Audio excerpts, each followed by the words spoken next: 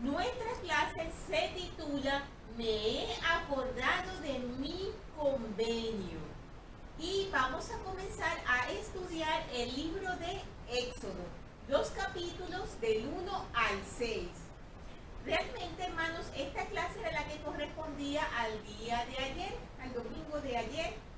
Estoy un poquito atrasada, les pido disculpas por eso. A veces las circunstancias no me permiten grabar las lecciones a tiempo, pero trataré lo más posible de ir poniéndome al día.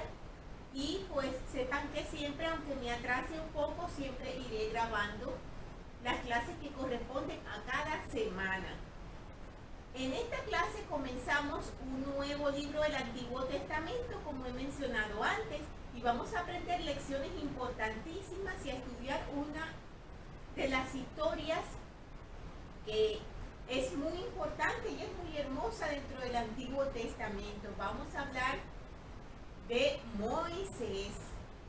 Entre las lecciones que vamos a aprender en este libro, en estos capítulos del libro de Éxodo, porque apenas vamos comenzando, tenemos que Jesucristo es nuestro libertador, así como fue el libertador del pueblo israelita que estaba bajo el dominio y la esclavitud de los egipcios, como vamos a ver ahora.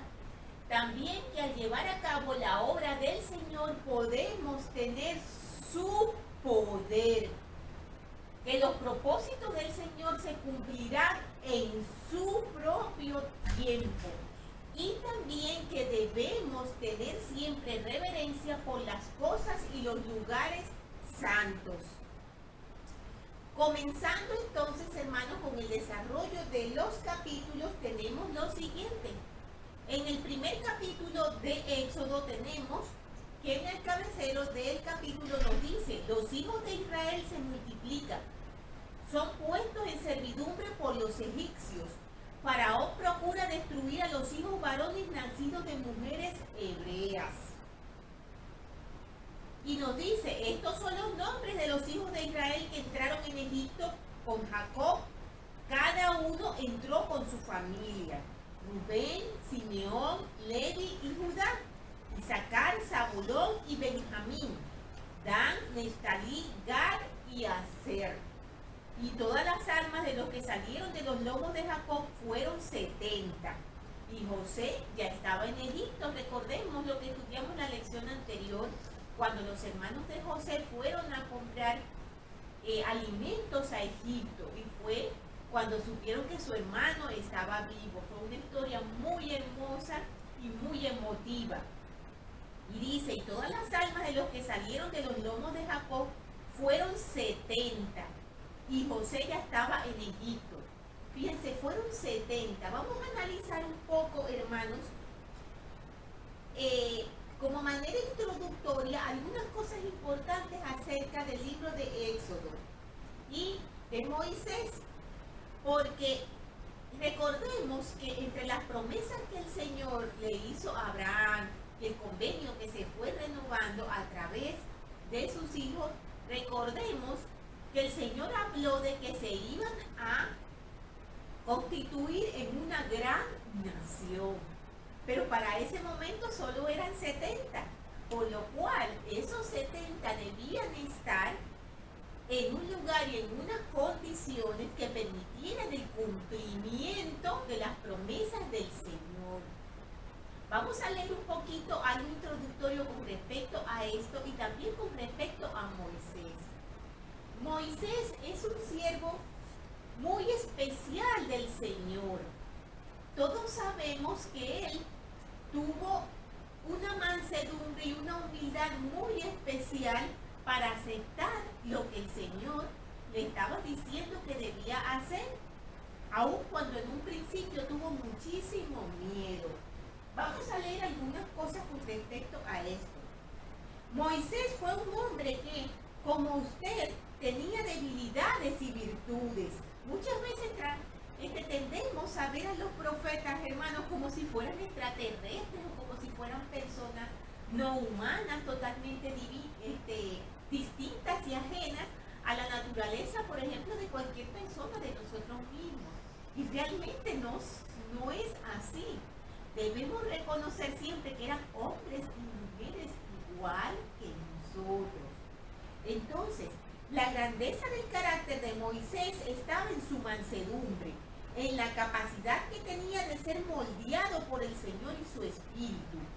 Y aquel varón Moisés era muy manso, más que todos los hombres que habían sobre la tierra. Números 12:3. El elder Mark Petersen testificó lo siguiente: el verdadero Moisés fue uno de los hombres de Dios más fuertes de todos los tiempos.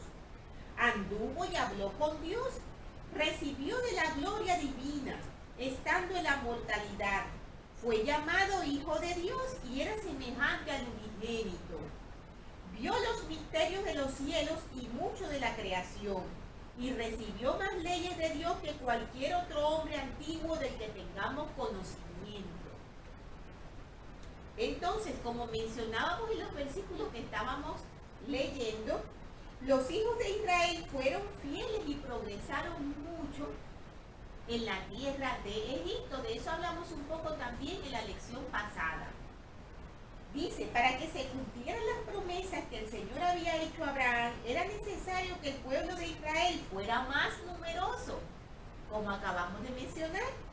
Para lograrlo, la pequeña familia, que llegaba a un total de solo 70 personas, necesitaba suficiente tiempo y un lugar pacífico donde crecer, y Egipto era ese lugar, ya que en Palestina se estaban dando muchos conflictos y muchas dificultades y batallas. Ese no era el ambiente idóneo para que se cumplieran las promesas del Señor. El cautiverio que sufrieron no fue totalmente negativo, ya que les sirvió para un buen propósito. La crueldad de los capataces, los altos impuestos que debían pagar, el odio que existía entre los hebreos y los egipcios, y el periodo de tiempo que duró su servidumbre, obligó a los hijos de Jacob a ser un pueblo unido. El odio que tenían por los egipcios evitó que hubiera matrimonios entre los hebreos y sus vecinos. Para recibir los beneficios de las promesas hechas a Abraham, el pueblo israelita no debía mezclarse con otras razas para mantener su raza pura. Y el Señor se valió de esas circunstancias para lograr ese propósito. Sí, Egipto ocupó un papel muy importante en los propósitos del Señor y lo hizo muy bien. Después de 430 años, el Señor decretó que era el momento de que Israel habitara en su propia tierra, para llegar a ser ese pueblo peculiar que esperaría la llegada del Mesías. Este es un análisis hecho por el elder Petersen que mencionamos antes. Entonces nos damos cuenta una vez más cómo los propósitos del Señor están presentes en todo momento. Yo no había analizado esa historia dándome cuenta de esos detalles. Realmente siempre mirábamos solo el sufrimiento del pueblo, ¿verdad? Pobrecitos los israelitas, esa horrible opresión que tenían, esa esclavitud. Todo tenía su propósito y eran las condiciones necesarias para que no se mezclaran con los egipcios, para que pudieran multiplicarse como estaba pasando y llegar a ser una gran nación. Entonces, continuando con los versículos, nos dice que murió José y todos sus hermanos y toda aquella generación, evidentemente con el paso del tiempo. También murió el faraón que tanto cariño y tanto aprecio le tenía a José, y llegó otro faraón. Y dice que los hijos de Israel fructificaron y se multiplicaron. Recordemos que a ellos se les dieron unos beneficios muy especiales, pero lamentablemente llegó otro rey sobre Egipto que no conocía a José, y cuando vio el pueblo israelita que se estaba multiplicando tanto y los vio tan prósperos, tuvo temor, quizás también como que un poco de envidia, y pensó, pues ellos pueden tornarse nuestros enemigos. ¿Qué hay si hubiese una guerra? A lo mejor ellos se unirían en contra de nuestros enemigos. Todos esos pensamientos esto llevó al rey a que tomara una decisión terrible, que fue poner en cautiverio al pueblo israelita. Y recomendó ser sabios, según él, tener dominado a ese pueblo. Tenemos allí toda la explicación de lo que hizo este rey egipcio, que pues por razones de tiempo no podemos ahondar en todos los versículos como siempre mencionamos. Entonces dice que como el rey vio que se multiplicaban grandemente, que se iban haciendo un pueblo cada vez más grande, tal cual como fue la promesa del Señor, el rey egipcio tomó una decisión bastante drástica y dijo, fíjense en la similitud de la historia del Salvador con la historia de Moisés. Recordemos que en la clase pasada mencionábamos que es muy importante ver la semejanza de las historias con el Salvador, porque ese es uno de los propósitos de todas las cosas aquí en la tierra, ir a la semejanza con lo que ocurrió con el Salvador, en el caso de los profetas y todas estas historias, siempre tienen una semejanza, una similitud con la vida que han tenido estos hombres, siervos especiales del Señor. Al igual que Jesús fue perseguido por Herodes y quería matar a los niños, también este rey egipcio dio un mandato muy drástico y dijo que todos los varones nacidos entre los israelitas debían morir, y le dio esa orden a las parteras que atendían a las mujeres, que si era una niña la dejaran vivir, pero que si era un niño debía matarlo.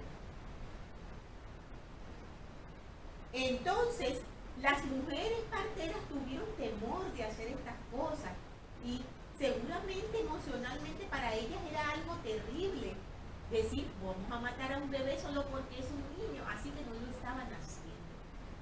El faraón veía que el pueblo seguía creciendo y entonces les reclamó que por qué no cumplían su mandato. Y ellas le dijeron que las mujeres hebreas eran muy robustas y eran muy fuertes. Y ya para cuando ellas llegaban a atender los partos, ya ellas habían dado a luz. Y ellas nada podían hacer. Entonces, el pueblo se siguió fructificando y como nos dice aquí, y sucedió que por haber las parteras temido a Dios, Él les hizo casas.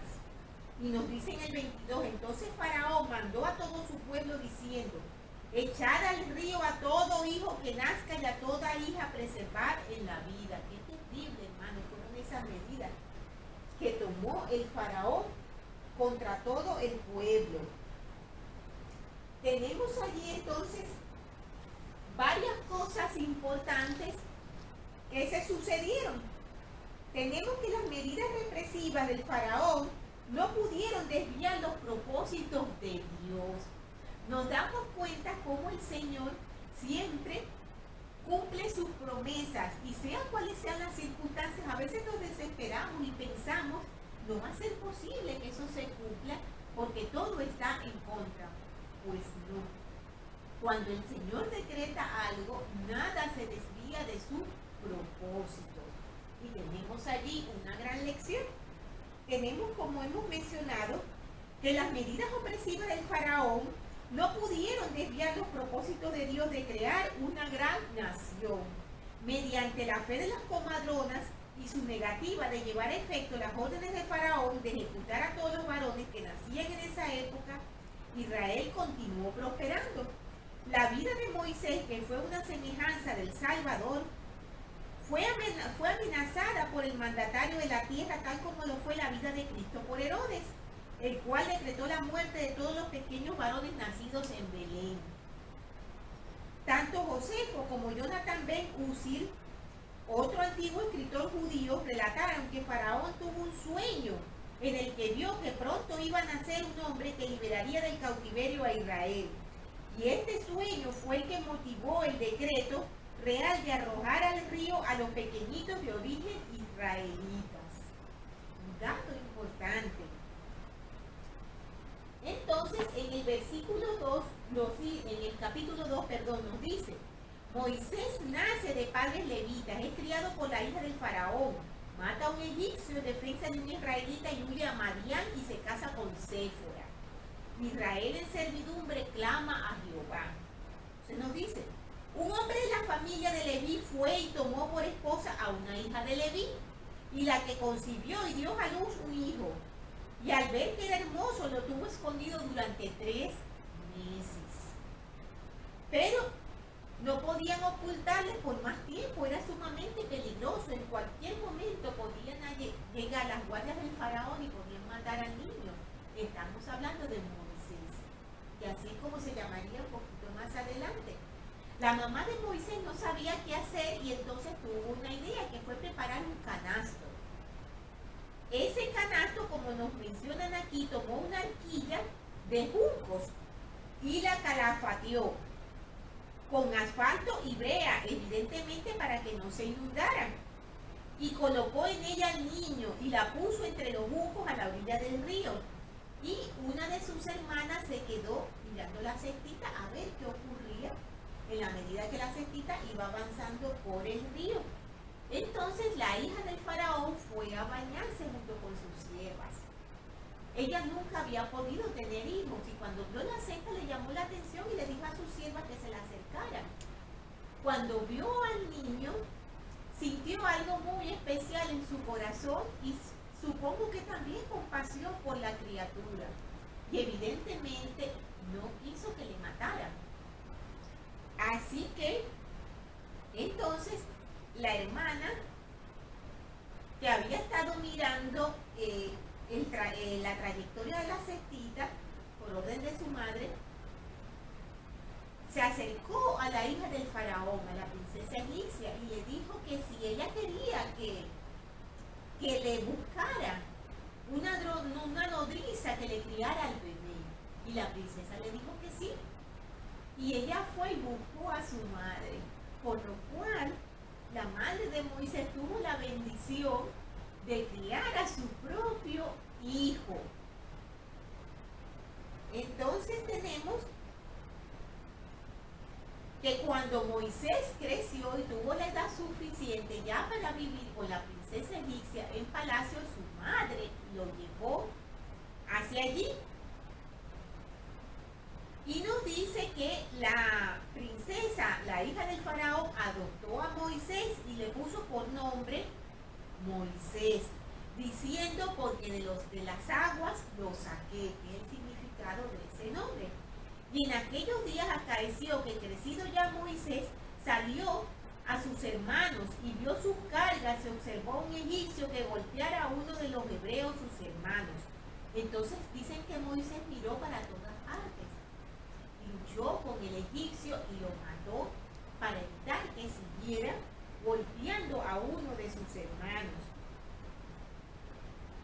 Entonces, fíjense en las actitudes, hermanos. Yo me sorprendo cuando leo algunas cosas y digo, qué condición tan difícil tenemos los seres humanos muchas veces, ¿verdad? Moisés hizo eso para salvar a un hombre de que fuera muerto a golpes terriblemente por un egipcio. Sin embargo, aquí nos mencionan que al día siguiente él salió y vio a 2 hebreos que estaban peleándose y entonces les dijo que no lo hicieran, que por qué, le dijo a uno, ¿por qué golpeas a tu hermano? Y él le respondió que por qué, que quién era él para decirles a ellos esas cosas.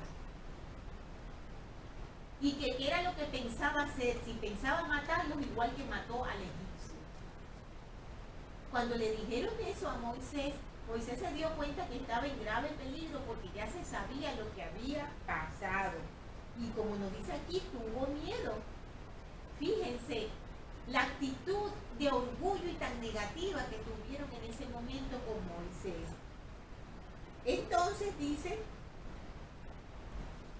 Moisés pensó, esto ya enseguida va a ser descubierto. Y cuando oyó Faraón de este asunto, procuró matar a Moisés. Pero Moisés huyó de delante de Faraón y habitó en la tierra de Madián y allí se sentó junto a un pozo. Y dicen que tenía el sacerdote de Madián 7 hijas, las cuales fueron a sacar agua para llenar las pilas y dar de beber a las ovejas de su padre. Mas los pastores vinieron y las echaron. Entonces Moisés se levantó y las defendió y abrevó sus ovejas. Y cuando ellas volvieron a Reuel, su padre, él les dijo: ¿por qué habéis venido hoy tan pronto? Y ellas les contaron que un varón egipcio las defendió de mano de sus pastores, de los pastores que también las querían echar. Y entonces su padre les dijo: ¿pero dónde está? ¿Por qué no los habéis traído? Llamadlo para que coma pan, agradecido por haber ayudado a sus hijas y a su ganado. Y Moisés convino en morar con aquel hombre, y él le dio a su hija Séfora como esposa a Moisés. Y ella le dio a luz un hijo, y él le puso por nombre Gerson. Entonces tenemos que en un momento determinado podemos pensar, pues Moisés mató a un hombre. Todos sabemos que en la ley de Dios se nos prohíbe quitarle la vida a otro ser humano, y podemos pensar, pero pues Moisés también era un asesino. No era de esa manera, hermanos. El vocablo mató es la traducción data al hebreo nakhan, que quiere decir hacer caer, y es la palabra usada para describir la acción realizada por los soldados cuando combaten unos contra otros. Y sería correcto decir que Moisés mató a un hombre que estaba matando a otro, o que tomó una vida para salvar otra. El hecho de que haya mirado a todas partes antes de hacerlo simplemente indica que comprendía que los egipcios no aprobarían que defendiera a un esclavo. Ciertamente debe haber habido una buena razón para que Moisés lo hiciera, y debemos tener por seguro que el Señor no habría llamado a un asesino al alto oficio de profeta y libertador de su pueblo Israel. Estos también son comentarios del Elder Petersen que mencionamos antes. Moisés, hermano, tenía una vida muy especial en palacio. Como mencionamos, él fue adoptado por la princesa egipcia, por lo cual él tuvo una educación muy especial. En el Nuevo Testamento encontramos un largo discurso de Esteban en cuanto a las relaciones del Señor con la casa de Israel. Concerniente a la juventud de Moisés, Esteban relató lo siguiente: y fue enseñado Moisés en toda la sabiduría de los egipcios, y era poderoso en sus palabras y obras. Sobre esto nos hablan en Hechos 7:22. Josefo, el historiador judío, dijo que Moisés era un príncipe de muy buena apariencia y muy educado, y un guerrero poderoso en la causa de los egipcios. En su condición de príncipe, Moisés pudo haber tenido acceso a las bibliotecas reales de los egipcios, así como a la historia escrita de los israelitas que le enseñó su madre. Recordemos que él fue criado por su madre en principio. Es posible que haya leído las profecías de José y que haya sido guiado por el Espíritu para entender su llamamiento divino de liberar a sus hermanos los israelitas. El discurso de Esteban implica que Moisés entendía esta responsabilidad. Cuando hubo cumplido la edad de 40 años, le vino al corazón el visitar a sus hermanos, los hijos de Israel. Pero él pensaba que sus hermanos comprendían que Dios les daría libertad por mano suya, mas ellos no lo habían entendido así. Sobre esto podemos leer en Hechos 7 del 23 al 25.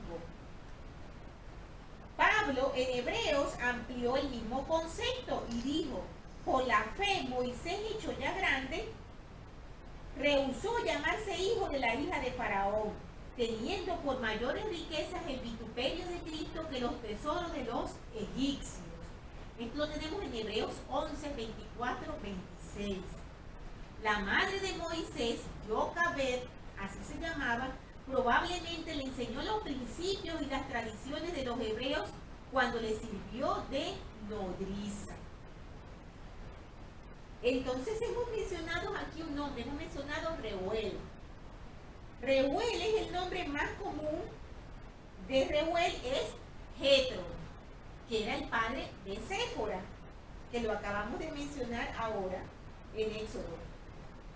Jetro era descendiente de Madián, que era hijo de Abraham y Cetura. Fue por medio de este linaje que Moisés recibió el sacerdocio. Sobre ello podemos leer, recordemos, en Génesis 25 del 1 al 6 y también en Doctrinas y Convenios 84 del 6 al 13. Entonces, mencionamos que Moisés se casó con una de las hijas de Jetro, que era descendiente de Madián, que era hijo de Abraham y Cetura, como hemos mencionado, cumpliendo entonces con el mandato del Señor de casarse dentro del convenio, dentro de los hijos de Dios, de su pueblo escogido. Entonces nos menciona que murió en el Éxodo 2, murió el rey de Egipto, y los hijos de Israel gemían a causa de la servidumbre y clamaron. Subió a Dios el clamor de ellos con motivo de su servidumbre, y oyó Dios el gemido de ellos, y se acordó de su convenio con Abraham, con Isaac y con Jacob, como nos dice el título de la clase. Me he acordado de mi convenio. Y miró Dios a los hijos de Israel y los reconoció Dios. Tenemos entonces el capítulo 3, cuando Jehová se aparece a Moisés en la zarza ardiente y se llama a Moisés para liberar a Israel de la servidumbre. Entonces nos dice, apacentando Moisés las ovejas de su suegro Jetro, sacerdote de Madián, llevó las ovejas más allá del desierto y llegó a Horeb, monte de Dios. Y se le apareció el ángel de Jehová en una llama de fuego en medio de una zarza. Y él miró y vio que la zarza ardía en fuego, mas la zarza no se consumía. Moisés quiso ir a ver este acontecimiento, este hecho tan especial, porque la zarza no se quemaba. Y entonces una voz le dijo, menciona aquí que lo llamó Dios de en medio de la zarza y le dijo, Moisés, Moisés, y él respondió, heme aquí. Y dijo, no te acerques acá, quita el calzado de tus pies, porque el lugar en que tú estás, tierra santa es. Tenemos aquí una lección que hemos hablado de que debemos tener reverencia por las cosas y los lugares santos. Entonces Jehová le dijo, entre otras cosas, bien he visto la aflicción de mi pueblo que está en Egipto y he oído su clamor a causa de sus opresores, pues conozco sus angustias. Ve por tanto ahora y te enviaré a Faraón para que saques de Egipto a mi pueblo, a los hijos de Israel. Y Moisés le respondió, ¿quién soy yo para que vaya a Faraón y saque de Egipto a los hijos de Israel? Y él le respondió, ve, porque yo estaré contigo y esto te será por señal de que yo te he enviado. Cuando hayas sacado de Egipto al pueblo, serviréis a Dios sobre este monte. Y dijo Moisés a Dios, he aquí que llego yo a los hijos de Israel y les digo, el Dios de vuestros padres me ha enviado a vosotros. Si ellos me preguntan cuál es su nombre, ¿qué les responderé? Y respondió Dios a Moisés, yo soy el que soy. Y dijo, así dirás a los hijos de Israel, yo soy, me ha enviado a vosotros. Y además dijo Dios a Moisés, así dirás a los hijos de Israel, Jehová, el Dios de vuestros padres, el Dios de Abraham, de Isaac y el Dios de Jacob, me ha enviado a vosotros y este es mi nombre para siempre. Y con él se hará memoria de mí todos los siglos. Mas yo sé que el rey de Egipto no os dejará ir, si no es por mano fuerte, le dijo Jehová. Pero yo extenderé mi mano y heriré a Egipto con todas mis maravillas que haré en él, y entonces os dejará ir. Entonces, vamos a ver algunas de las cosas que hemos leído en esos versículos, hermanos. Hay detalles allí que son importantes. Tenemos que hemos hablado de un mensajero especial, ¿verdad?, que apareció en la zarza ardiente. Un mensajero de luz dio una manifestación a Moisés haciendo que una zarza pareciera arder. Fíjense la palabra, hermano, pareciera arder. En realidad no estaba encendida y no fue consumida. La palabra ángel se podría cambiar adecuadamente por mensajero, que es el significado básico de la palabra hebrea malach. Entonces tenemos que Moisés, cuando supo de ese mandato que le daba al Señor, él se impresionó, ¿verdad? Él pensó, pero ¿quién soy yo para hacer una obra tan grande como la que me están mandando? Siempre nos ocurre eso, ¿verdad, hermanos? Ese temor. Vamos a verlo desde el punto de vista más pequeño, cuando se nos da un llamamiento, cuando nos dicen que debemos hacer algo en la iglesia. ¿Cuánto temor y cuánta duda tenemos, verdad? Desconocemos nuestras propias capacidades, aunque esto nos suene extraño, porque podemos decir, pero no me voy a conocer a mí misma o a mí mismo. A veces no, hermanos. Recordemos que el Señor sí nos conoce y Él sabe las habilidades y los talentos de cada uno. Ya en nuestra preexistencia nos distinguíamos por muchas cosas, solo que ahora las hemos olvidado, pero a eso agregamos la duda y, aunque nos cueste aceptarlo, la falta de fe, de confiar en que el Señor nos va a ayudar como se lo dijo a Moisés. Tenemos aquí una lección que tiene que ver con eso, que dice, al llevar a cabo la obra del Señor podemos tener su poder. Nosotros tenemos que saber eso y tenerlo en nuestro corazón, hermano. Que sea cual sea las cosas que nos manden a hacer, eso no viene de parte de un hombre, eso viene de parte del Señor. Y Él se va a ocupar de que nosotros podamos hacerla. Él se va a ocupar, si nosotros nos esforzamos y ponemos nuestra disposición y nuestro amor en servirle, de que nosotros podamos sacar todos esos talentos y todas esas habilidades que ni siquiera nos imaginamos que teníamos. Continuando entonces con el relato, tenemos también que en el capítulo 4 dice, Jehová da señales a Moisés, Aarón es escogido como portavoz. Aarón era el hermano, Aarón fue escogido como portavoz también para ayudar a Moisés. Veremos que Moisés mencionaba que tenía ciertas dificultades para hablar y él se veía débil para cumplir con los propósitos que se le estaban pidiendo. Y él le dijo, entonces Moisés respondió y dijo, he aquí que ellos no me creerán ni oirán mi voz, porque dirán, no se te ha parecido Jehová. Le preocupaba mucho que no le creyeran. Y Jehová le dijo, ¿qué es eso que tienes en tu mano? Y él respondió, una vara. Entonces Jehová le dijo que la lanzara al suelo. Cuando él la lanzó al suelo, la vara se convirtió en una serpiente. Y luego le dijo, toma la serpiente por la cola. Y cuando él tocó la cola de la serpiente y la subió, se convirtió de nuevo en una vara. Esta era una señal. También le dio otra más. Y le dijo, por esto creerán que se te ha parecido Jehová, el Dios de tus padres, el Dios de Abraham, el Dios de Isaac y el Dios de Jacob. Y también le dijo, mete la mano en tu seno. Y cuando él metió la mano en su seno y la sacó, su mano apareció leprosa. Sin embargo, luego, él volvía a meter su mano en su seno y la sacaba y salía sana. Otra señal más de que era un enviado del Señor.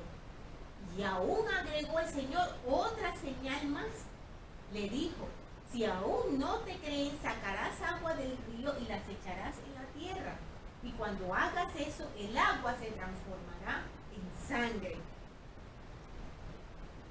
Entonces dijo Moisés a Jehová, ay Señor, yo no soy hombre de fácil palabra, ni en el pasado ni desde que tú hablas a tu siervo, porque soy tardo en el habla y torpe de lengua. Y Jehová le respondió, ¿quién dio la boca al hombre? Me encanta este versículo. ¿O quién hizo al mudo y al sordo, al que ve y al ciego? ¿No soy yo Jehová? Ahora pues ve, que yo estaré en tu boca y te enseñaré lo que has de decir. Fíjense, hermanos, que hay una cosa allí importante también que quería puntualizar, lo de las señales. Qué difícil nos es a los seres humanos creer en las cosas de Dios, ¿verdad? ¿Cuántas dudas siempre presentamos ante todas las cosas del Señor? ¿Cuántas pruebas pedimos? Estamos equivocados, hermanos, al pensar de que el Señor tiene que demostrarnos a nosotros quién es Él. Recordemos que nosotros no estamos aquí para que nos demuestren, estamos aquí para demostrar nosotros al Señor que somos sus hijos dignos de volver a su presencia. Muchas veces vemos en las señales como la pista o el detonante para la fe. Y es un error, y un error muy grande. Porque como nos decía el presidente Kimball, la fe, hermanos, precede al milagro, no es al contrario. Pedir pruebas acerca de las cosas del Señor es algo que a Él no le agrada. ¿Por qué? Porque nos estamos perdiendo o nos estamos saltando un paso muy importante, y ese paso se llama la prueba. Nos estamos saltando el paso de demostrar nosotros para ganarnos esa bendición. Siempre pensamos, todo es más complicado porque el Señor no demuestra su poder, porque el Señor no nos demuestra la verdad con hechos. Hermanos, recordemos siempre quiénes tuvieron la prueba y la señal más importante de todas. El ministerio terrenal del Salvador. El propio Hijo de Dios caminando sobre la tierra.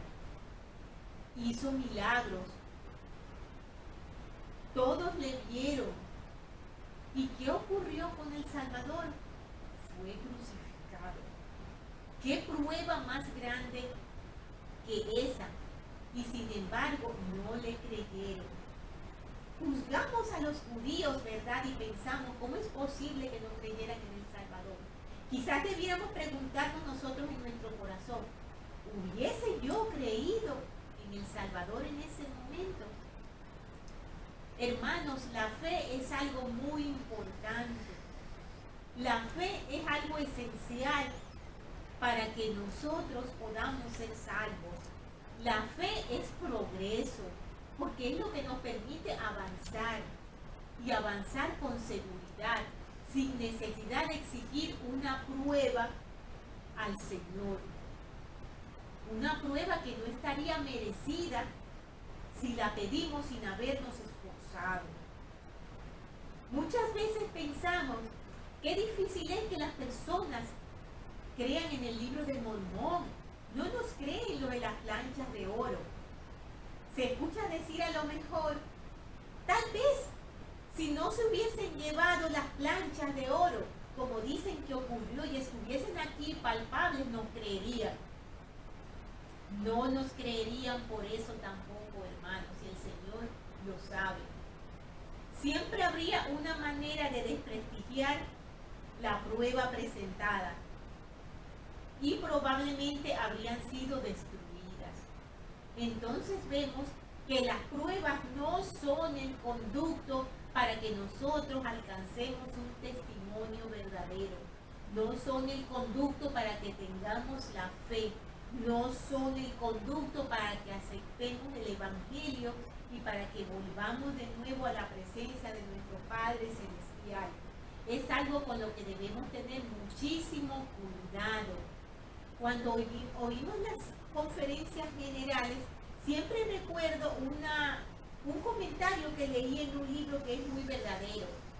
Personas que quizás no conocen la iglesia pueden escuchar a los líderes hablar, o incluso personas que conocen la iglesia pero que quizás tienen un poco débil su testimonio y pensar, ¿está diciendo ese hombre la verdad?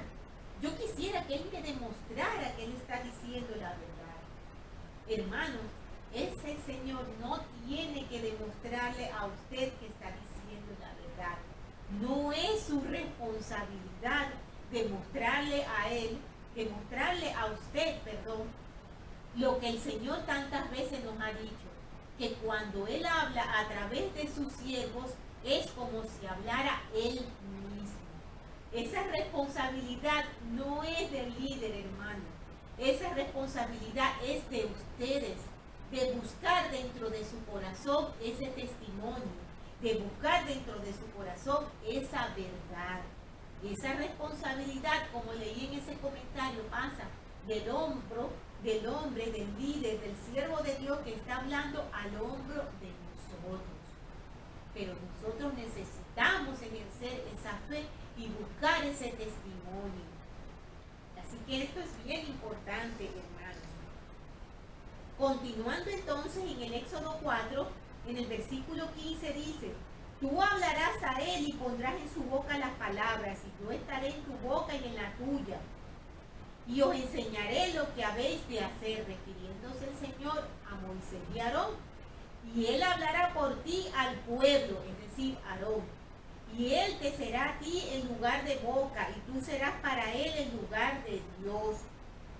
Y tomarás en tu mano esta vara con la cual harás las señales. Y así se fue Moisés, y volviendo a su suegro Jetro, le dijo: iré ahora y volveré a mis hermanos que están en Egipto, para ver si aún viven. Y Jetro le dijo a Moisés: ve en paz. Dicen que Moisés tomó a su esposa, a sus hijos, y los puso sobre un asno y volvió a la tierra de Egipto. Y dijo Jehová a Moisés: cuando hayas vuelto a Egipto, mira que haga delante de Faraón todas las maravillas que he puesto en tu mano.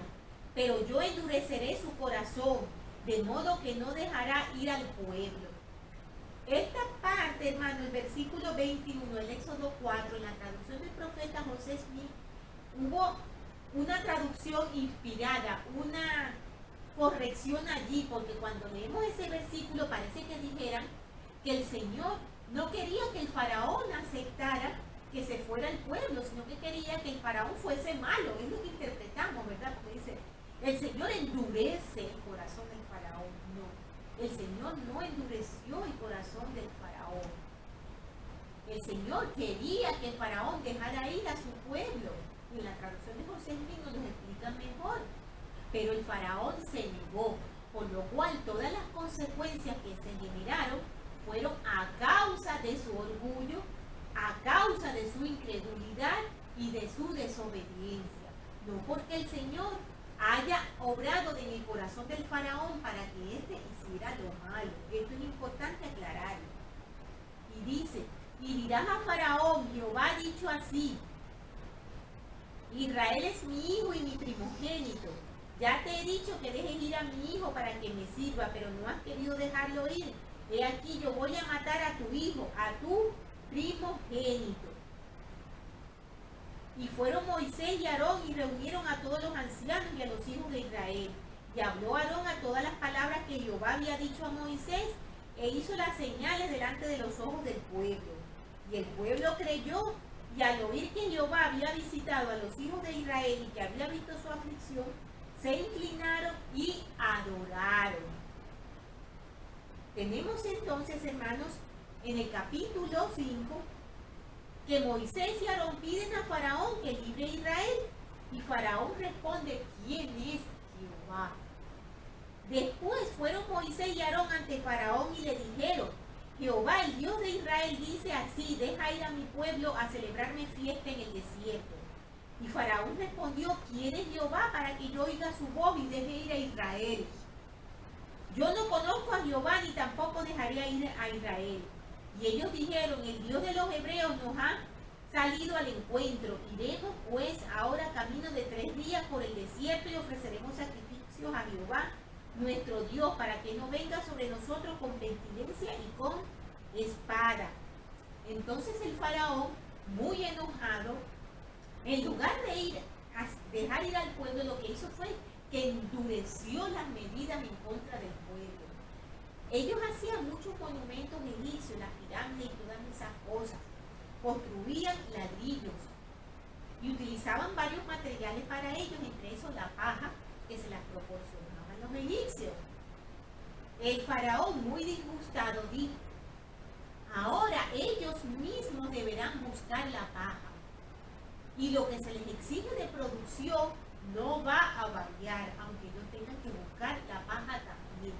Deben entregar lo que les es exigido, por lo cual las condiciones de los hebreos se hicieron muchísimo más difíciles y más duras.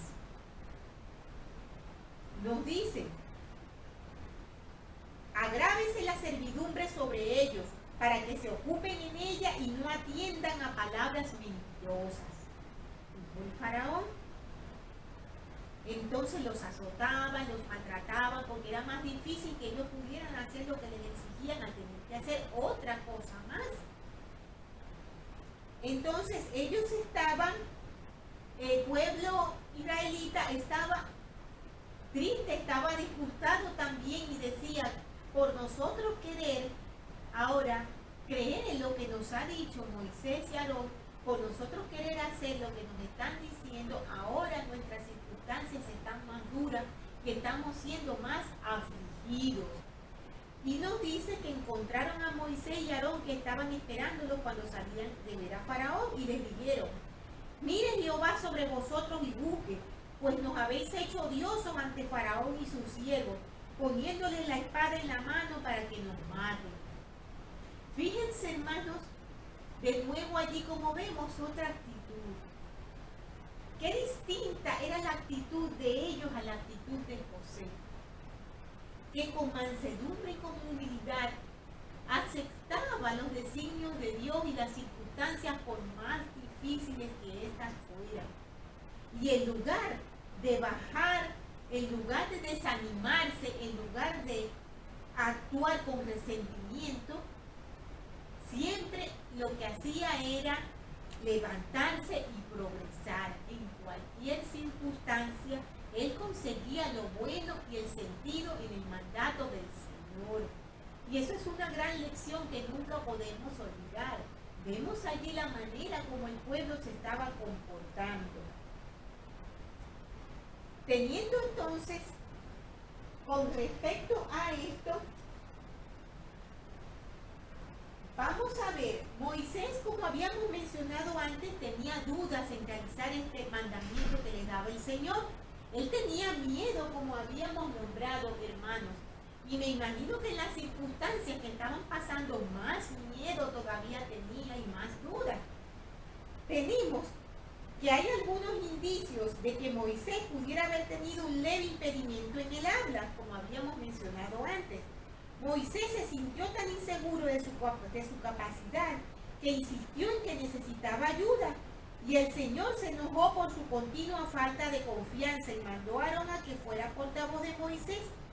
Cualquier persona que se haya sentido indigna de llevar a cabo alguna asignación puede entender a Moisés, mas todos debemos aprender a confiar en el poder del Señor.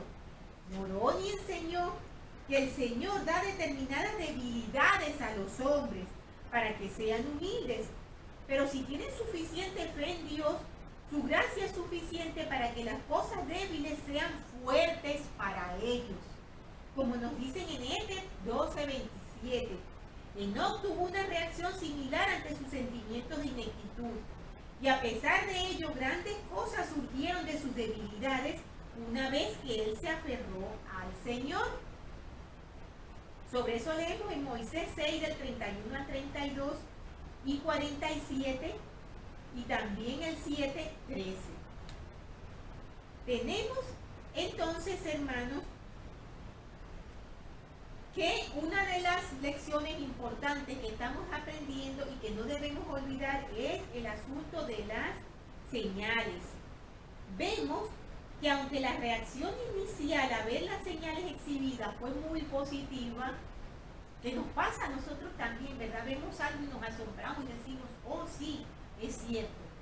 Uno de los fallos de querer tener fe o de creer a través de señales es que es como una llama que se enciende en ese momento, y así como se enciende, se apaga. Entonces tenemos que ante el primer indicio de desafío y adversidad, su intención de seguir adelante comenzó a debilitarse, como hemos visto. Ellos ya estaban murmurando, estaban disgustados, estaban enfadados, estaban tristes por la opresión que tenían. ¿Por qué? Porque habían basado su fe en las señales que se les dieron y no en un testimonio de su corazón, de lo que ya ellos sabían porque eran el pueblo de Dios. Continuando entonces, ya con el capítulo 6 tenemos que Jehová respondió a Moisés: ahora verás lo que yo haré a Faraón, porque con mano fuerte los dejará ir, y con mano fuerte los ha de echar de su tierra. Habló Dios a Moisés y le dijo: yo soy Jehová. Y me aparecí a Abraham, a Isaac y a Jacob con el nombre de Dios omnipotente, pero con mi nombre Jehová no me dijo a conocer a ellos. Y también establecí mi convenio con ellos de darle la tierra de Canaán, la tierra en que fueron forasteros y en la cual peregrinaron. Asimismo, yo he oído el gemido de los hijos de Israel a quienes han de servir los egipcios, y me he acordado de mi convenio. Por tanto, dirás a los hijos de Israel: yo soy Jehová, y yo os sacaré de debajo de las pesadas cargas de Egipto, y os libraré de su servidumbre, y os redimiré con brazo extendido y con grandes juicios. Y os tomaré como mi pueblo, y seré vuestro Dios, y vosotros sabréis que yo soy Jehová, y vuestro Dios que os sacó de debajo de las pesadas cargas de Egipto. Y os llevaré a la tierra por la cual alcé mi mano, jurando que la daría a Abraham, a Isaac y a Jacob, y yo os la daré por heredad, yo Jehová. Y respondió Moisés delante de Jehová diciendo: he aquí, los hijos de Israel no me escuchan. ¿Cómo pues escuchará Faraón siendo yo incircunciso de labios? Entonces Jehová habló a Moisés y a Aarón y les dijo: y les dio mandamiento para los hijos de Israel y para Faraón, rey de Egipto, para que sacasen a los hijos de Israel de la tierra de Egipto. Y nos hablan allí una extensa genealogía, hermanos, que les recomiendo que la lean completa porque es importante conocer de estas cosas. Y nos dicen a partir de el 27, estos son los que hablaron a Faraón, rey de Egipto, para sacar de Egipto a los hijos de Israel. Moisés y Aarón fueron estos. Cuando Jehová habló a Moisés en la tierra de Egipto, entonces Jehová habló a Moisés diciendo: yo soy Jehová, di a Faraón, rey de Egipto, todas las cosas que yo te diga. Y Moisés respondió delante de Jehová: he aquí, yo soy circunciso de labios, ¿cómo pues me ha de oír Faraón? Tenemos entonces una pregunta que quizás nos haremos. En uno de los versículos nos aparece el comentario de que el Señor nos había dado a conocer con su nombre de Jehová. Y nos podemos preguntar, ¿se conocía el nombre de Jehová antes de Moisés? El profeta José Smith nos explica este versículo en el que el Señor dice que se mostró a Abraham, a Isaac y a Jacob, que Él es el Señor Dios omnipotente, el Señor Jehová. Y en la última parte pregunta si su nombre no era conocido, y nuestra respuesta es sí.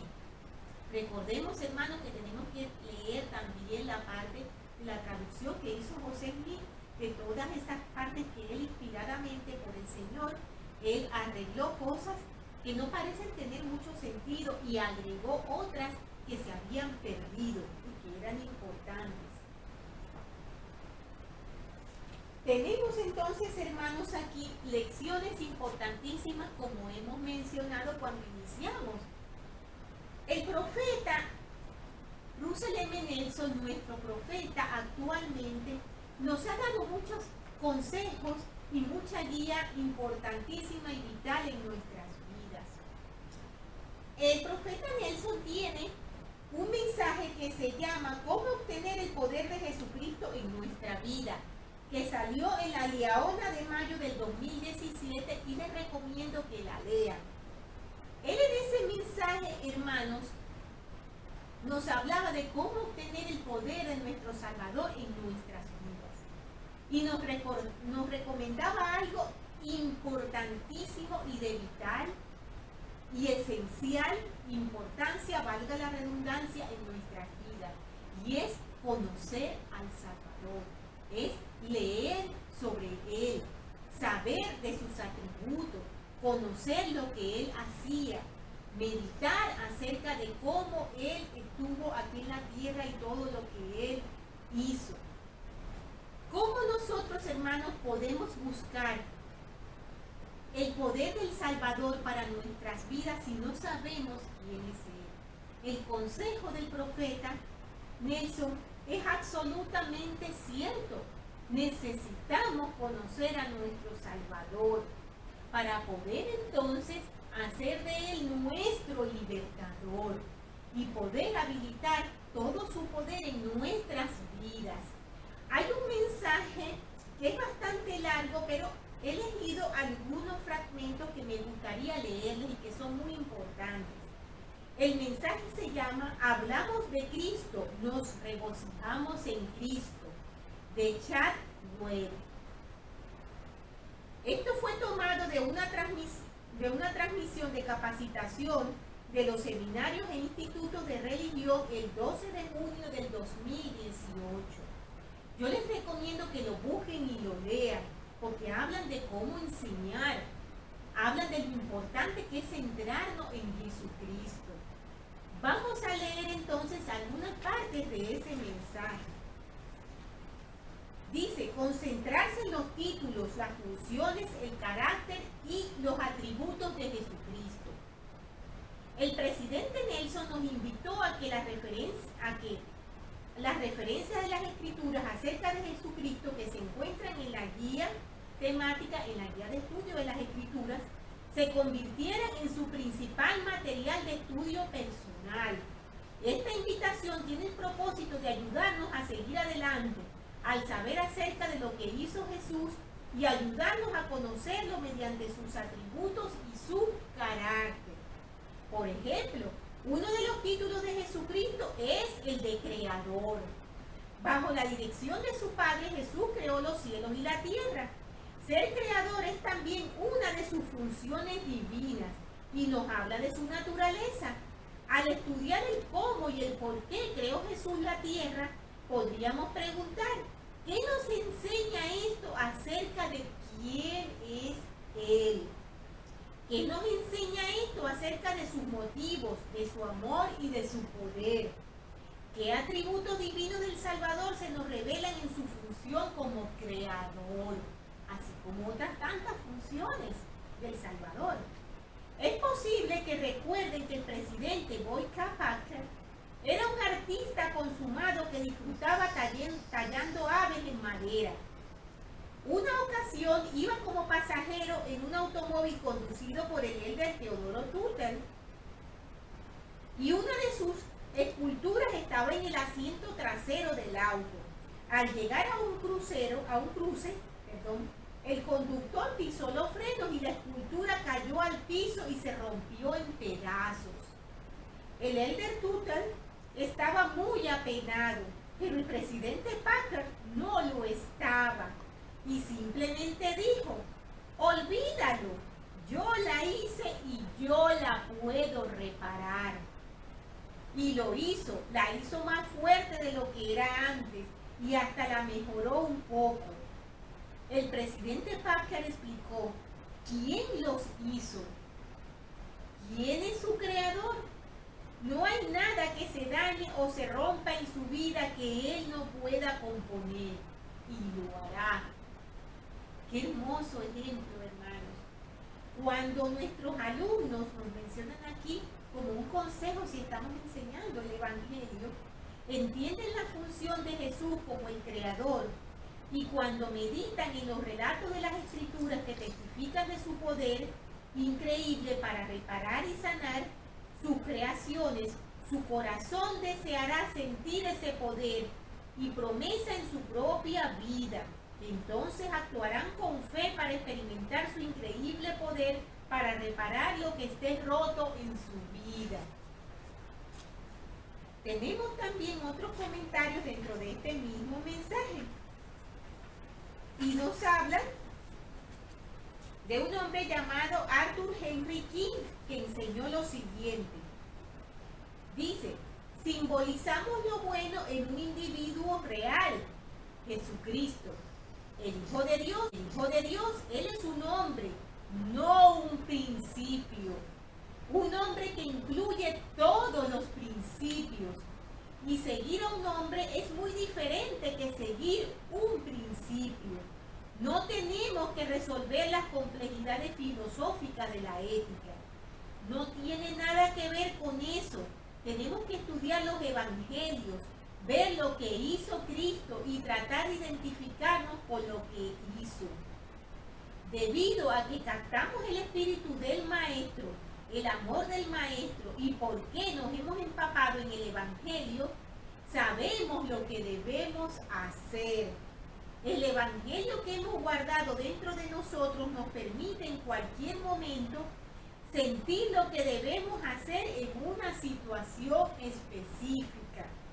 Existe un poder que viene cuando conectamos a Jesucristo nuestros esfuerzos por vivir el Evangelio. Si alguna vez sentimos que nos movemos por inercia o que vivir el Evangelio se ha convertido en una lista de tareas por realizar, es posible que nos hayamos desconectado de la fuente de la gracia y gozo que buscamos. Incluso podríamos estar haciendo todo lo correcto, pero darnos cuenta de que no estamos llegando a la meta. El Evangelio no es una lista de peticiones, es las buenas nuevas de que Jesucristo venció el pecado y la muerte. Jesucristo es el personaje principal en el plan de nuestro Padre Celestial para ayudarnos a llegar a ser como Él. Es el ejemplo perfecto de cómo debemos vivir y la fuente del poder divino que necesitamos. A medida que aprendamos a seguir su ejemplo y conectemos a Él nuestros esfuerzos por vivir el Evangelio, encontraremos gozo por ser sus discípulos. El autor del mensaje nos dice que su esposa Cristi estaba enseñando el relato acerca de José que mencionábamos antes y que estudiamos en las lecciones pasadas. Y dice, este mismo relato de las Escrituras acerca de José en Egipto, lo estaban estudiando y le preguntó a su grupo, ¿qué características de Cristo ven en el ejemplo de José? Se habló de su habilidad para convertir cada prueba en una bendición. Se comentó de su obediencia, de su paciencia, de su disposición para acordarse de los necesitados y de su voluntad para perdonar. Esa pregunta me hizo recordar una ocasión anterior en que al estudiar este relato me imaginé cómo habría sido cuando José se reveló a sus hermanos. Las Escrituras dicen que estaban turbados delante de él. ¿Pueden imaginarse cómo fue ese momento y cómo debieron haberse sentido sus hermanos sabiendo lo que le habían hecho? Pero José les dijo, acercaos ahora a mí. Yo soy José vuestro hermano, no os entristezcáis más. Porque para preservación de vida me envió Dios delante de vosotros. Al contemplar en mi mente este evento, entiendo mejor cómo será cuando estemos delante del Señor en el día del juicio. Me imagino que ciertamente recordaremos todos nuestros pecados y que podremos sentirnos turbados al estar en su presencia. Pero también me puedo imaginar que Él nos dirá mientras nos levanta, porque estaremos arrodillados. Venid a mí, acercaos ahora a mí. Yo soy vuestro hermano. Dios me mandó para preservar la vida. Una hermosa reflexión, hermanos, un hermoso ejemplo. Nosotros necesitamos expresar nuestros testimonios del Salvador como nos invitan siempre nuestras autoridades generales. Nosotros necesitamos aprender del Salvador, necesitamos conocerle, no solamente saber de Él. Tenemos que diferenciar esos dos términos, hermanos. Saber de alguien no es lo mismo que conocerlo. Sabemos de muchas personas, ¿verdad? Sabemos de los famosos que vemos en la televisión, de los cuales leemos en revistas o en prensa, pero no le conocemos. Asegurémonos, hermanos, de conocer a Jesucristo, de convertirlo en nuestro libertador, como en verdad Él lo es, porque Él lo es, pero nosotros necesitamos aplicar todo eso en nuestro corazón. Entendamos que al llevar a cabo la obra del Señor podemos tener su poder y que los propósitos del Señor se cumplirán en su propio tiempo. No nos desesperemos y exijamos los resultados inmediatos. Seamos pacientes como José en las aflicciones y hagamos de cada prueba una bendición para progresar, porque sepamos que el Señor tiene su propósito y su tiempo para todo, y no es el nuestro, es el de Él, que siempre sabe lo que hace. Yo sé, hermanos, sin ninguna duda que esta es la iglesia verdadera y que todos estos relatos son absolutamente ciertos y enriquecedores de nuestro progreso espiritual. Pero necesitamos leer, necesitamos estudiar, necesitamos conocer a nuestro Salvador, necesitamos afincar y fijar toda esa esencia de Él en nuestras vidas, en nuestro corazón. Y como hablamos en el mensaje que acabamos de leer, recordar que no es un cúmulo de presiones y de principios, es el amor de Dios para nosotros. Y cuando entendamos eso, nosotros haremos lo que es correcto y lo haremos inteligentemente y lo haremos con amor. Y será más difícil para el adversario apartarnos del buen camino. Y todas estas cosas, hermanos, dejo con mucho amor y humildad en el sagrado nombre de Jesucristo. Amén. Por favor, hermanos, estudien la siguiente lección que se titula Tener memoria de este día en el cual habéis salido de Egipto. Éxodo, los capítulos del 7 al 13. Que tengan, hermanos, una estupenda semana.